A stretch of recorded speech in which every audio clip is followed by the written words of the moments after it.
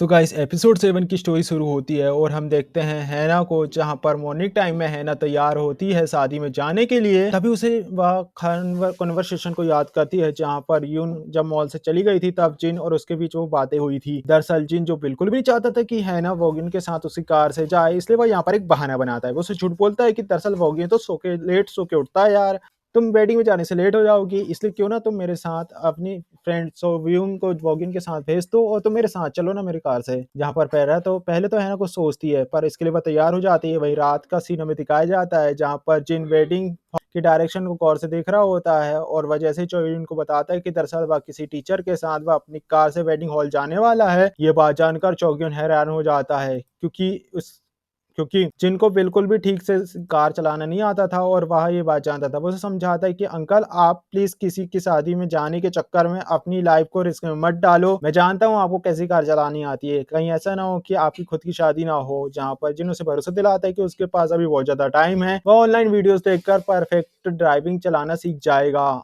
फिर होना क्या था, जिन बैठकर कई सारी वीडियोस देखता है, ड्राइविंग वीडियोस, और ये भी देखता है कि आखिर ड्राइविंग के टाइम में वह लड़की के सामने खुद को कैसे कूल शो कर सकता है। और फिर वह फाइनली मॉर्निंग का टाइम आ जाता है और वह वेडिंग में जाने के लिए तैयार हो जाता है। वह काफी अच्छे से प्रिपेयर होता है जैसे कि किसी डेट में जा रहा हो, और इसके बाद आता है अपनी कार को क्लीन करने के लिए। चकाचक उसे क्लीन करता है और हैना के लिए उसमें स्नैक भी रखता है। पर वह जैसे ही अपनी ड्राइविंग को स्टार्ट करता है, हम कार चलाने के तरीके से समझ पा रहे थे कि कैसे जिन एक अच्छा ड्राइवर नहीं, उसे कार चलाना ही नहीं आता, पर जैसे तैसे उसे हैना को अपने साथ ले जाना था। फिर हमें दिखाया जाता है वो सीन को जहां पर यून को जैसे ही पता चलता है कि कैसे सोज्यून हैना की जगह पर उन दोनों के साथ में जाने वाली है, इसलिए वो जलकर उन दोनों के साथ जाने से मना कर देती है और जिन के पास जाने की कोशिश करती है भागते हुए, ताकि हैना और जिन के बीच में जाकर उनके बीच में जाए। वही हैना जिन का वेट कर रही थी उसी पार्क में जहां पर उसने उसे बुलाया था, जिसके पास जैसे ही जिन पहुंचता है, जहां पर वो उसे देखती रह जाती क्योंकि वो बहुत ज्यादा क्यूट और हैंडसम दिख रहा था। उसे कहता है कि तुम कितना ज्यादा क्यूट और हैंडसम हो, पर जिन ये नोटिस करता है कि यून तो उन दोनों के बीच में आ रही है उन्हीं की तरफ, जहां पर वो तुरंत ही छाता खोलकर हैना को उसमें छुपा लेता है ताकि उस कमीनी को ये दोनों ना दिखें। फिर ये दोनों काफी ज्यादा करीब आ जाते हैं। यहाँ पर हैना को पहली बार जिन से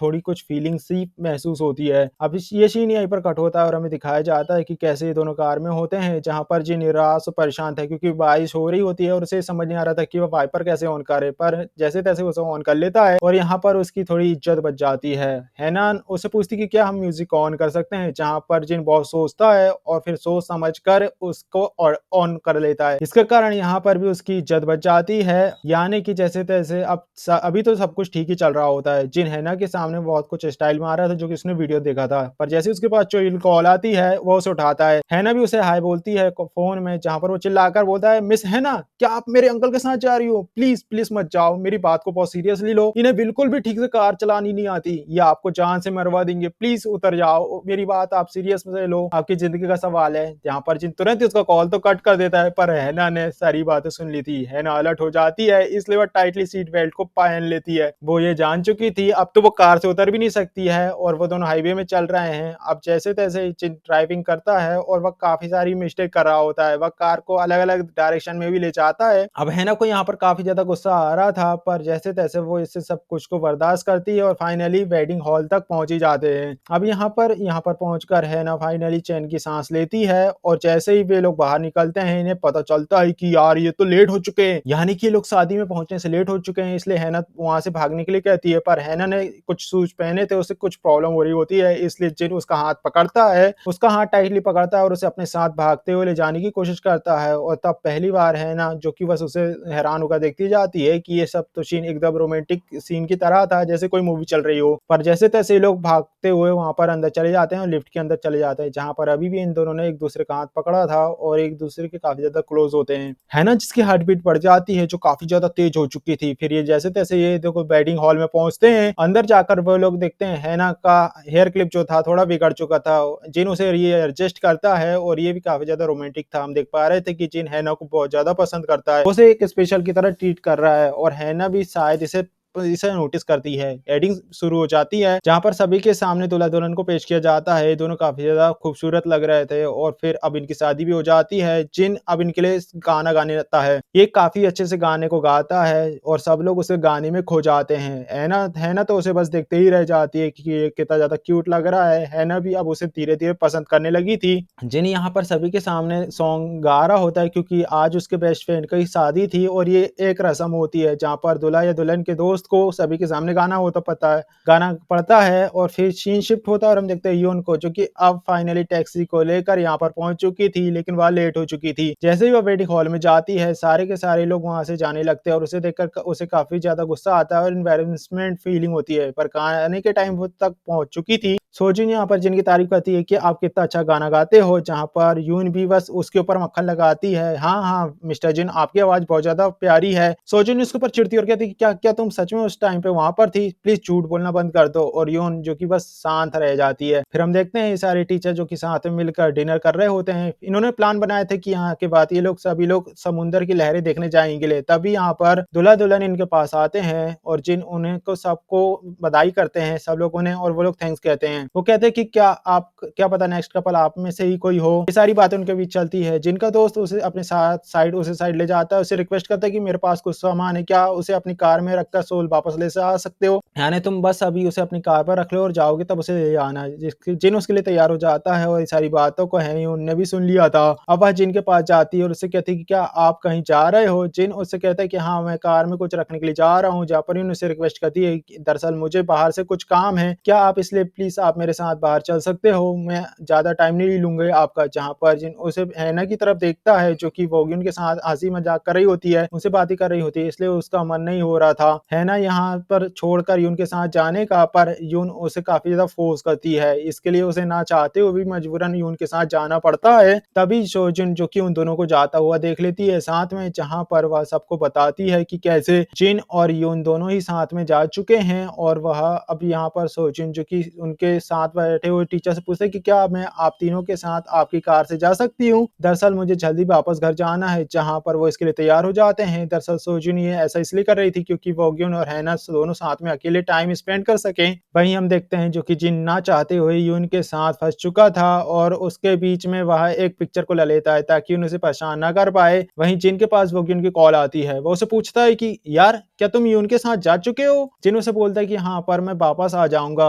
हैना को लेने के लिए। पर वोग्युन उसे बोलता है कि नहीं, तुम्हें आने की ज़रूरत नहीं है, मिस हैना मेरी ज़िम्मेदारी है, तुम इस यून को अटेंड करो। और फिर इतना कहकर वह फ़ोन को कट कर देता है। जिनको यहाँ पर काफ़ी ज़्यादा गुस्सा आ रहा था, वह निराश भी हो जाता है, पर वह यहाँ पर कुछ नहीं कर सकता था। उसे मजबूरन यून के साथ ही सोल वापस जाना पड़ा। यून जहाँ पर उसे अब थोड़ा अच्छा लग रहा था, उसे रियलाइज़ हो रहा था कि जिन कितना बेकार ड्राइविंग करता है, इसलिए अब वो भी डर के मारे सीट बेल्ट को पकड़ कर बैठ जाती है। वहीं हमें देखते आया जाता है वोग्युन हैना को अपने साथ समुद्र दिखाने के लिए ले आता है, जहाँ पर ये दोनों बैठकर थोड़ी बातचीत करते हैं। पर वोग्युन की बातें हैना को बिल्कुल भी अजीब लग रही थी बहुत सारी, क्योंकि वो यहाँ पर काफ़ी अजीब तरीके की बातें कर रहा था। दरअसल कैसे कि मैं कभी-कभी बहुत दिनों तक ओशन को देखता रहता हूँ। ये सोचता हूँ कि सन इतनी जल्दी क्यों डूब जाता है, समय इतनी जल्दी क्यों निकल जाता है। हैना को समझ नहीं आ रहा था कि आखिर बातें कैसी कर रहा है, इतनी सीरियस और सैड बातें क्यों कर रहा है। इसलिए वह जैसे ही वो आगे जाने लगता है, वोग्युन उसे वहीं पर दूर से देखता रहता है। वो उसे कहता है कि तुम सोच भी नहीं सकती कि तुम कैसे अचानक से अपने प्यार से बिछड़ जाओगी, तुम्हें ये पता नहीं है। फिर हमें दिखाया जाता है बहुत सालों पुराने एक सीन को, जहाँ पर हैना जो कि काफ़ी ज़्यादा रो रही थी बहुत बुरी तरीके से। दरअसल उसका प्यार जो कि मारा जा चुका है और हमें पता चलता है उसका प्यार कोई और नहीं बल्कि जिन होता है। यानी कि पूर्व जन्म में इन दोनों के बीच कुछ लव स्टोरी थी, जिसमें वोग्युन को ये सारी बातें याद है। यानी कि उसे पास्ट की सारी रिलेटेड बातें याद हैं और बाकी सबको नहीं। दरअसल वोग्युन जो कि बहुत ज़्यादा मिस्टीरियस बिहेव कर रहा होता है, वो यहाँ पर सारी बातों कभी से कुछ बातों को छुपा रहा था। वहीं हम देखते हैं योन और जिन को, जो कि अब फाइनली सोल शहर में पहुंच चुके थे, इसलिए जिन योन को उसके घर के पास ड्रॉप करने कर उसे जाने के लिए कह देता है, जहाँ पर योन उसे जिद करती कि क्या प्लीज हम दोनों साथ में डिनर कर सकते हैं। दरअसल काफी रात हो चुकी है और आपको भी भूख लगी होगी। यहाँ पर एक तो पहले जिन को उस पर काफी ज्यादा गुस्सा आता है कि वह हैना के साथ यहाँ पर नहीं आ पाया, इसलिए वो उस पर चिढ़ता है और उससे कहता है कि अच्छा रहेगा कि आप शांति से यहाँ से चले जाओ। वो ये समझ जाती है कि क्योंकि जिन का दिमाग ठीक नहीं है, वह चुपचाप ही बाय बोलकर कार से उतर जाती है। अगले सीन में हम देखते हैं हैना को, जो कि वापस से अपने घर में पहुंच चुकी थी और वह आज की फोटोज देख रही थी, जहां पर वह जिन पे बस गौर उसे देखते ही रह जाती है। जिन उसे मैसेज करता है कि वह सेफली घर पहुंच चुकी है और वह उसे सॉरी कहता है कि वो उसे हैना को अपने साथ पे नहीं ला पाया। मिस यून के अर्जेंट काम के कारण उसे जाना पड़ा, जहां पर हैना उसे उसे मन कह रही थी उस पर कि वह काफी ज्यादा गुस्सा करे कि आखिर जिन ने उसे क्यों छोड़ा, पर वह जैसे तैसे टाइप करती है, वह उसे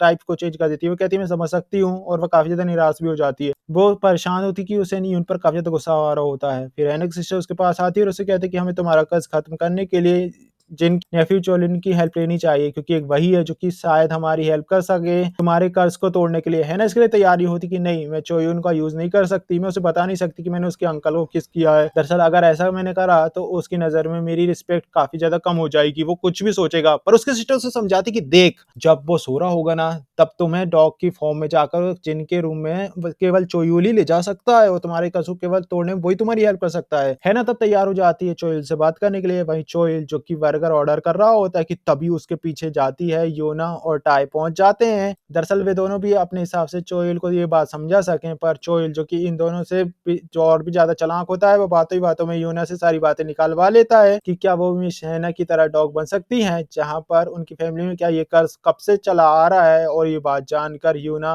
जैसे ही तैसे समझ जाती है कि कितना ज्यादा चालाक है, ये कितना ज्यादा तेज है, जिसे हम संभाल नहीं पाएंगे। जहां पर चोयुल उनसे कहता है कि वैसे तो आप दोनों ही भी मिस हैना की तरह बहुत ज्यादा क्यूट हो। इसका मतलब ये है कि यानी आप भी डॉग बनने के बाद बहुत ज्यादा क्यूट दिखती ही होगी। जहां पर वह अपनी तारीफ सुनकर लियोन चोइल से इम्प्रेस हो जाती है। फिर हमें अगले दिन का सीन दिखाया जाता है, जहां पर स्कूल में हैना चोइल के क्लासरूम के बाहर पहुंच जाती है। वह चोइल को बुलाने के लिए जाती है और यहाँ पर चोइल को वह सारी बातें बता देती है कि कैसे यार मैंने तुम्हारे अंकल को किस कर लिया था और मेरे ऊपर कर्ज चढ़ गया, मुझे दोबारा किस करना होगा ताकि मेरा कर्ज खत्म हो जाए, इसलिए प्लीज क्या तुम मेरी हेल्प कर सकते हो। जहां पर चोइल ये बात जानकर हैरान हो जाता है और वह एक अडल्ट की तरह बिहेव करता है कि अच्छा तो आप दोनों आफ्टर स्कूल ये सब करते हो, मुझे तो पहले ही आप दोनों पर शक था। है ना, उसे कहती कि नहीं यार तुम गलत समझ रहे हो, वो किस केवल एक एक्सीडेंटल किस थी, मैं ड्रंक थी, पर अब क्योंकि जिनको मुझे दोबारा से किस करना होगा, मुझे तुम्हारी हेल्प की जरूरत है, इसलिए क्या तुम मुझे बता सकते हो, क्या तुम मेरी हेल्प कर सकते हो। जहां पर चोइल उसे कहता है कि चलो ठीक है सोचते हैं, पर आप मेरे अंकल को डेट क्यों नहीं कर लेते हो, जिससे कि आपका काम बहुत ज्यादा इजी हो जाए,